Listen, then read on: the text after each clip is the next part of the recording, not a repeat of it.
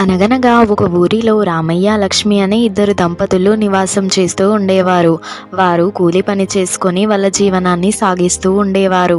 ఏంటి లక్ష్మి ఇది? మనం ఎంత కష్టపడినా కూడా ఆ డబ్బులన్నీ ఇంట్లో తినడానికే అవుతున్నాయి. నాకు ఏం చేయాలో అర్థం కావట్లేదు.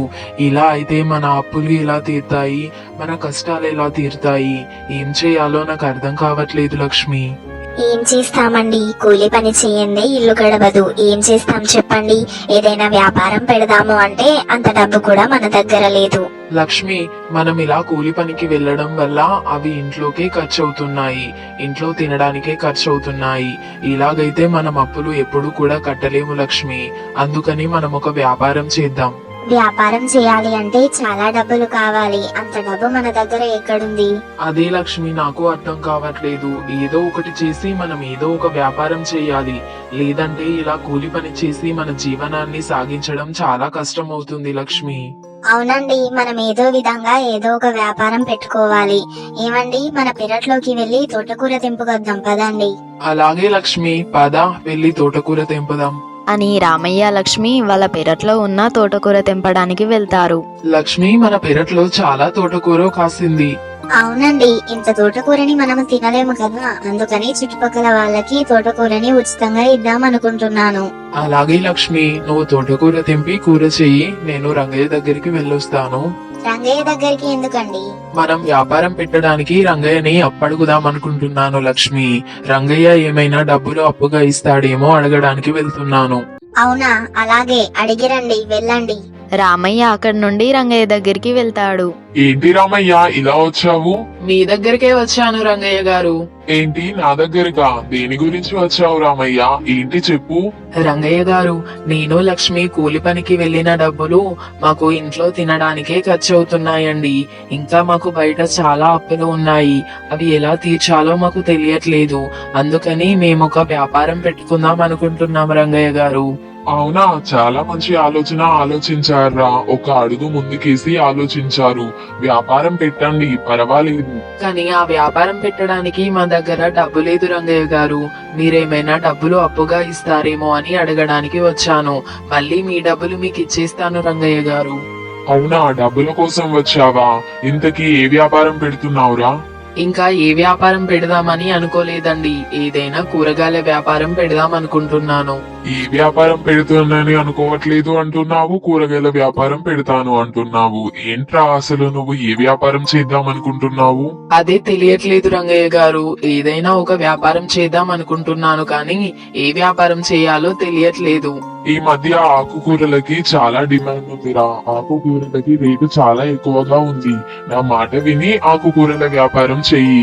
నువ్వు అడిగినన్ని డబ్బులు నా దగ్గర లేవు, కానీ తోపుడు బండి కొనడానికి మాత్రం నా దగ్గర డబ్బులు ఉన్నాయి.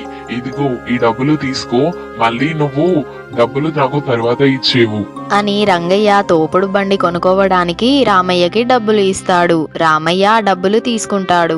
అవునా రంగయ్య గారు, కానీ ఇప్పుడు మనము ఆకుకూరలని ఎక్కడి నుండి తీసుకురావాలి? కూరగాయల మార్కెట్ లోకి వెళ్ళురా, హోల్సేల్ రేటుగా ఇస్తారులే. హోల్సేల్ షాప్లకైనా వెళ్ళు. తోటకూర, పాలకూర ఇలాంటి ఆకుకూరలు చాలా తక్కువ ధరకే ఇస్తారు. అవునా రంగయ్య గారు, అయినా కానీ ఆ తక్కువ ధరవి కొనడానికి కూడా నా దగ్గర డబ్బులు లేవు రంగయ్య గారు. రంగయ్య గారు, మా పెరట్లో తోటకూర ఉందండి. దాన్ని అమ్మితే నాకు ఎన్ని డబ్బులు వస్తాయంటారు? అది ఎంతకు అమ్మాలి అంటారు? ఒక కట్టకి తోటకూరకు 20 రూపాయలు అమ్ముతున్నారా. వాళ్ళు వేరే దగ్గర నుండి కొనమ్ముతున్నారు కదా, అవి కూడా వాడిపోయి ఉంటాయి. అయినా కానీ తోటకూరను చాలా ఎక్కువ మంది కొనుక్కుంటారు. నువ్వు మీ పెరట్లోనే తోటకూర ఉందని చెప్తున్నావు కదా, 10 రూపాయలకు ఒక కట్ట అమ్ము. నువ్వు ఎక్కడ కొనేది లేదు కదా, మీ పెరట్లోనే తోటకూర ఉంది అని చెప్తున్నావు. అలా 10 రూపాయలకు ఒక తోటకూర కట్ట అమ్మితే నీ దగ్గరికి అందరూ ఎక్కువగా కొనడానికి వస్తారా. అవునా రంగయ్య గారు, చాలా మంచి ఆలోచన ఇచ్చారు. సరేనండి, మరి నేను వెళ్ళొస్తాను. అలాగేరా. రామయ్య అక్కడి నుండి వెళ్ళిపోతాడు. ఏమండి, రంగయ్య డబ్బులు ఇచ్చాడా మనం వ్యాపారం పెట్టడానికి? ఇచ్చాడు లక్ష్మి, కానీ మనం వ్యాపారం పెట్టడానికి సరిపడా డబ్బులేం ఇవ్వలేదు, కానీ ఒక తోపుడు బండికి మాత్రం డబ్బులు ఇచ్చాడు. అవునా అండి, తోపుడు బండి ఎందుకు? ఏ వ్యాపారం పెడుతున్నావురా అని నన్ను అడిగాడు లక్ష్మి రంగయ్య. అందుకని నేను ఏ వ్యాపారం పెట్టాలో నాకు తెలియట్లేదు రంగయ్య గారు, మీరే ఏదో ఒక ఆలోచన ఇవ్వండి అని నేను రంగయ్యని అడిగాను. అప్పుడు రంగయ్య గారు నాతో అన్నారు, తోటకూరకి చాలా డిమాండ్ ఉందిరా, ఆకుకూరలకి కూడా చాలా డిమాండ్ ఉంది. నువ్వు ఒక పని చెయ్యి, మీ పెరట్లో తోటకూర ఉంది అని చెప్పావు కదా, ఆ తోటకూర 10 రూపాయలకు ఒక కట్ట చొప్పున అమ్ము. అప్పుడు అందరూ నీ దగ్గరే కొనుక్కుంటారు.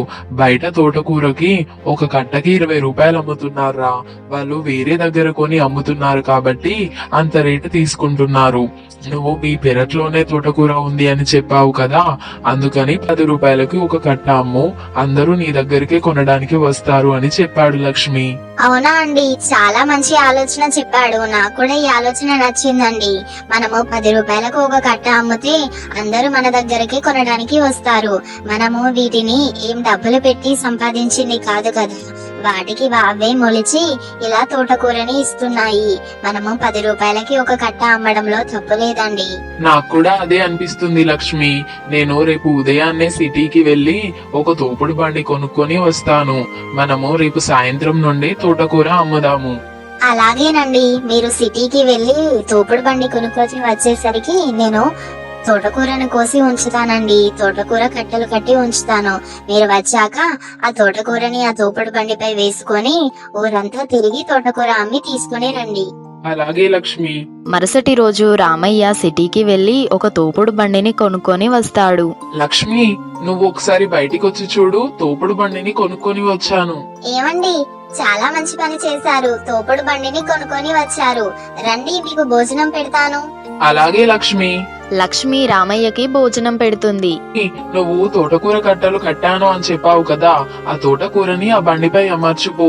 నేను భోజనం చేశాక ఆ తోటకూరని ఊర్లోకి వెళ్లి అమ్ముతాను. అలాగేనండి.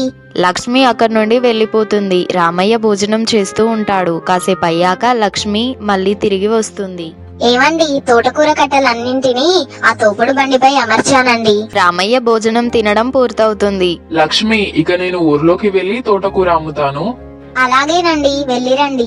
రామయ్య తోపుడు బండిపై తోటకూర కట్టలన్నీ పెట్టుకొని తోటకూర 10 రూపాయల తోటకూర అని అమ్ముకుంటూ వెళ్తాడు. తోటకూరండి తోటకూర, 10 రూపాయల తోటకూర. తోటకూరండి తోటకూర, ఒక కట్టకి 10 రూపాయలు. తోటకూరండి తోటకూర, తాజా తాజా తోటకూర. 10 రూపాయలకు ఒక కట్ట అని చెప్పేసరికి ఆ ఊర్లో వాళ్ళంతా రామయ్య బండి దగ్గరికి వచ్చి ఆ తోటకూరను కొనుక్కొని వెళ్తారు. రామయ్య బండి మొత్తం కాలవుతుంది. 10 రూపాయలకు ఒక కట్ట అని చెప్పిన వెంటనే అందరూ వచ్చి 10 రూపాయలు ఇచ్చి కట్ట తీసుకొని వెళ్లారు. ఈ విధంగా నా తోటకూర మొత్తం కాలైంది. ఈ తోటకూర వ్యాపారమే చాలా బాగుంది అని రామయ్య అనుకొని చాలా సంతోషిస్తాడు. ఈ విధంగా రామయ్య లక్ష్మి తోటకూర వ్యాపారం చేసి మంచి ఆదాయం సంపాదిస్తారు. ఇలాంటి ఇంకా ఇంట్రెస్టింగ్ వీడియోస్ కోసం మన కార్టూన్ టీవీ అనే ఛానల్ని ఇప్పుడే సబ్స్క్రైబ్ చేసి బెల్ ఐకాన్ యాక్టివేట్ చేసుకోండి. మేము ఏ వీడియో అప్లోడ్ చేసినా అది మొదటగా మీకు నోటిఫికేషన్గా వస్తుంది.